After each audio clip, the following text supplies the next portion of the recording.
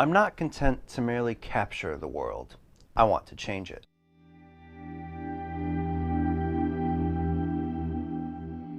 Hello, and welcome to Visions of the Past, an Assassin's Creed lore podcast. My name is Andrew, and I'm glad to see that you have found this podcast.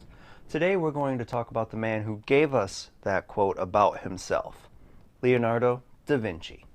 Why Leonardo da Vinci, you ask? Well, the quick and easy answer is because he's a big part in Ezio Auditore's life, and because that we find him in Assassin's Creed 2 and its novel Assassin's Creed Renaissance, Assassin's Creed Brotherhood and its novel by the same name, the Facebook game Assassin's Creed Project Legacy, the animated short film Assassin's Creed Ascendance, the mobile game Assassin's Creed Identities, and Assassin's Creed Reflections comic book.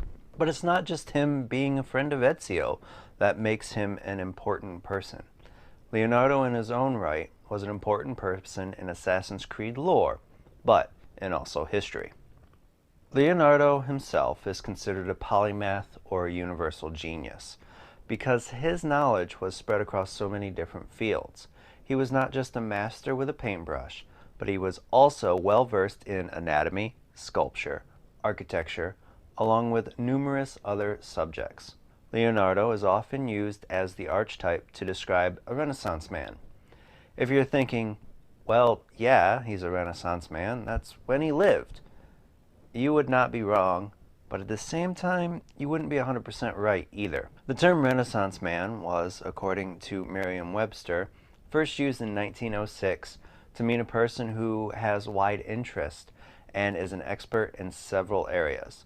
Leonardo was said to have an unquenchable curiosity and a feverishly inventive imagination, leading him to study so many different areas. Historically, Leonardo was born either on the 14th or 15th of April in 1452 in a town of Vinci, which was then part of the Republic of Florence, to Piero da Vinci and a peasant woman by the name of Caterina, out of wedlock. Leonardo would study under the Italian painter Andrea del Verrocchio and would spend much of his early career working for Ludovico il Moro in Milan. Later in his career, he would work in Rome, Bologna, and Venice, and he would spend the last 3 years of his life working in France, where he would pass on May 2nd, 1519, and forgive my pronunciation, but Leonardo would pass at the Chateau de Clos-Luce in Amboise at the age of 67. Through his life, Leonardo would paint the Mona Lisa, the most popular portrait ever made,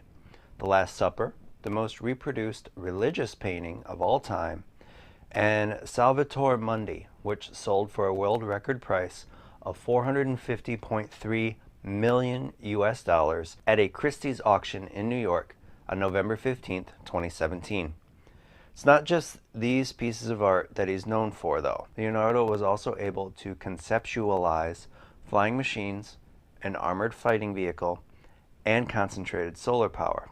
While few of these designs were built in his lifetime, as the techniques that would be needed to do so would only be in their infancy during the Renaissance. That does not mean that nothing that he ever thought of would go unproduced. His automated bobbin winder and a machine for testing the tensile strength of wire both entered production during his lifetime. He is also sometimes credited with the invention of the parachute, helicopter, and tank. He also made substantial discoveries in other fields, though he didn't publish his findings.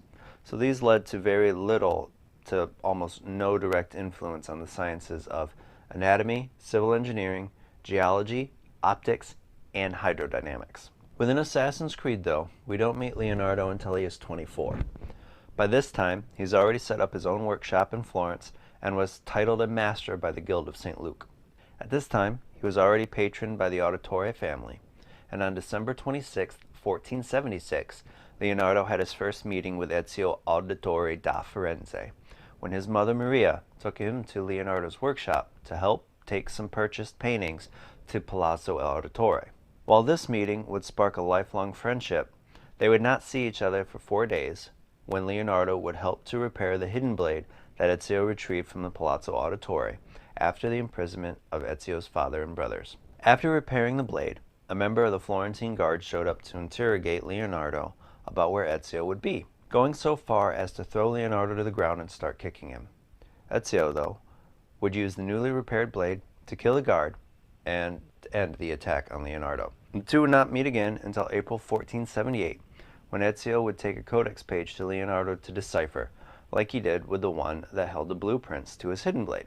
This time, though, the codex page held new assassination techniques for Ezio to try on some dummies that Leonardo would have set up by a man by the name of Vincenzo.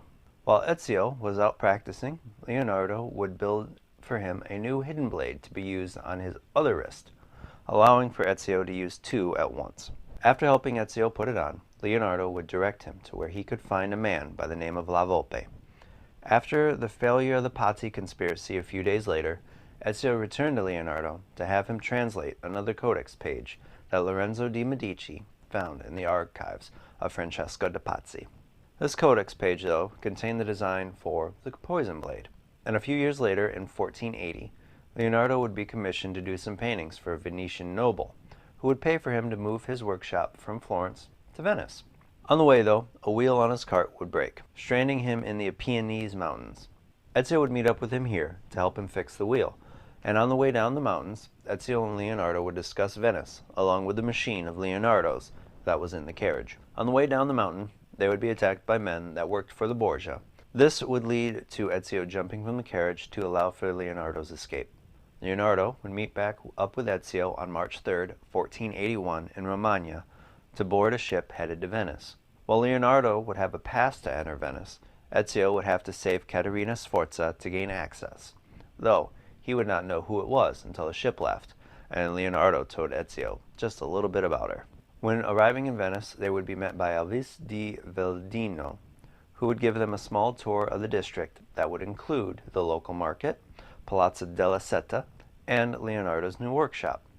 Leonardo would spend the next 5 years working in Venice, until Ezio would once again show up on his doorstep on September 14, 1485, this time wanting to use the flying machine that he brought with him from Florence. He wanted to use this machine in an attempt to fly to the Palazzo Ducale and save the Doge Mocenigo from assassination by Carlo Grimaldi. At first, Leonardo would be hesitant to test because of the dangers the design posed. Ezio, though, would insist, and he wouldn't make it very far from the tower he jumped from. While Leonardo would be excited about the test, Ezio would complain that he didn't go far enough. Leonardo would sit in front of a fire and realize that heat from a fire made burned paper float, and suggested that setting fires across the city and flying over them to get to the palazzo. Ezio would do this and make it all the way to his destination, though he would destroy the machine on landing. After his failure to save the Doge and assassinating Carlo Grimaldi, Ezio would become public enemy number 1 and return to Leonardo's workshop about 3 months later with a codex page and asked if Leonardo had a spare mask that he could use for Carnevale and to hide his face.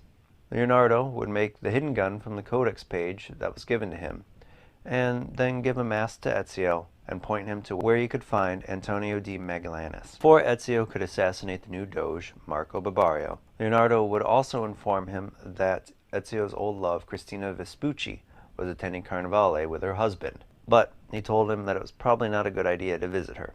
Leonardo wouldn't see Ezio again until midsummer 1488, when he would inform Ezio that after studying a few copies of codex pages that were delivered to him, that there was a secret message on the pages.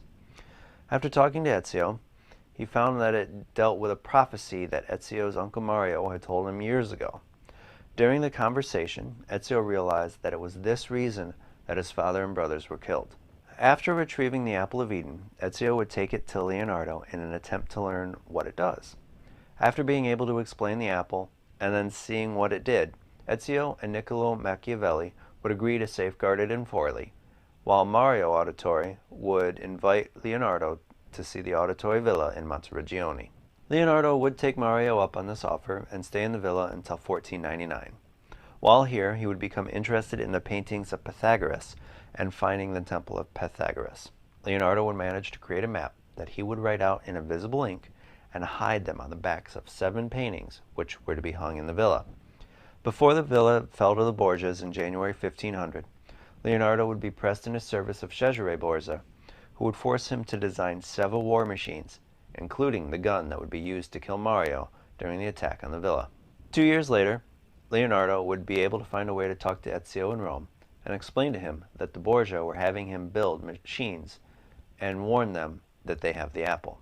Ezio would then ask him to rebuild hidden blade items that he had fashioned before. Leonardo would be able to do this, as he never forgot a design, though Ezio would have to pay for the material.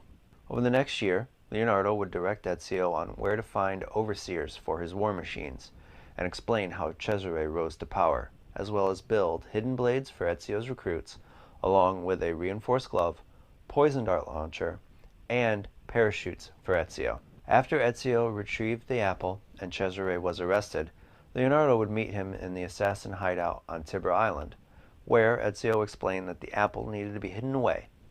Though Leonardo disagreed, stating that hiding it away was like hiding a masterpiece, he didn't oppose the decision. Ezio would part with his friend by giving him a bag of florins, which Leonardo would initially refuse, saying that if it was goodbye, then he didn't want the money. After Ezio assured him that he would meet him again, Leonardo took the bag. While in Rome in 1506, Leonardo would make contact with the cult of Hermes and frequently visit the personal library of Ercole Massimo, the leader of the cult. While doing research on Pythagoras, who Leonardo found had dealings with a piece of Eden that we now know was the staff of Hermes Trismegistus, Leonardo would be kidnapped by the cult, who wanted the location of the temple of Pythagoras. While taken to be interrogated in the catacombs that led to the temple, Ezio would catch up with him after finding his location with the help of Leonardo's apprentice Sali. Ezio would kill everyone in the room that was not Leonardo. Despite being injured, Leonardo wanted to explore the temple with Ezio, and once reaching the final chamber, Ezio would recognize the place as an Isu vault, and his DNA would end up communing with a pedestal and reveal lines of coordinates. Ezio would feel that it was best to be left alone, but Leonardo, as ever curious, wanted to learn what was going on in the temple. Ezio, though, would be able to distract Leonardo by asking him about his future plans and to walk him out of the temple. After this ordeal, Leonardo would survive an assassination attempt on his way back to Florence with the help of an assassin by the name of Lo Sparvero. Leonardo would travel to Spain with Ezio and Niccolò Machiavelli in their hunt for Micheletto Corleone. After a long trip that seemed to have nothing but issues, Leonardo would decide to return to Rome, leaving Ezio and Niccolò with a number of bombs that he had crafted for them to destroy Borgia warships. After Ezio finally saw to Cesare's death, he would invite Leonardo to join the assassin order at Ezio's 48th birthday party. Leonardo would decline, stating that while he respected and supported the assassins and their goals, he wanted to tread a solitary path. In 1513, Leonardo would travel to France and spend his last years in a home awarded to him by his employer and close friend, King Francis I.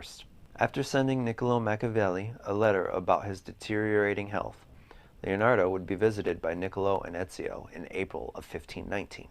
During his meeting, Leonardo would speak of a desire to visit King Henry VIII of England, who was interested in his design for a submarine, though he would reveal to his close friends that he was dying. Ezio and Niccolò would stay with Leonardo until his death on May 2, 1519, both being present when he died. On their return trip home, Niccolò would recall a rumor that he had heard about Leonardo dying in King Francis's arms, which Ezio would spit on the ground and remark, "Some people, even kings, will do anything for publicity." I have to admit that seeing history through the prism of Assassin's Creed is always a highlight for me, and seeing Leonardo da Vinci is no different. While often portrayed as naive, he stays true to his curious nature and always wants to know how things work. Before Assassin's Creed 2, I only knew Leonardo for two paintings, the Mona Lisa and the Last Supper, as well as his Vetuvian Man sketch. I have no idea that he designed so many things and was so interested in so many different subjects. After reading on him and his life, it became so apparent to me on why the leader of the Teenage Mutant Ninja Turtles was named after him. One of my favorite scenes in the whole series includes Leonardo, and every time I see him repair Giovanni's blade and then tease Ezio about cutting off his finger, it's surprisingly funny to me. Seeing Ezio and Leonardo essentially grow up together, even though Leonardo was something like 7 years older, was a nice touch considering Ezio's story. Looking back on Leonardo in the series today, I don't see how anyone else historically could have taken his spot. And he was a perfect friend for Ezio. Thank you for joining me today. Feel free to subscribe to the podcast. And if you have any questions about Assassin's Creed or topics that you would like me to cover, please feel free to hit me up on Twitter at visions_8c, a link to which will be in the description of this podcast. Until next time, my assassin friends, make sure to follow the Creed. And those Templars that may be listening, may the Father of Understanding guide you.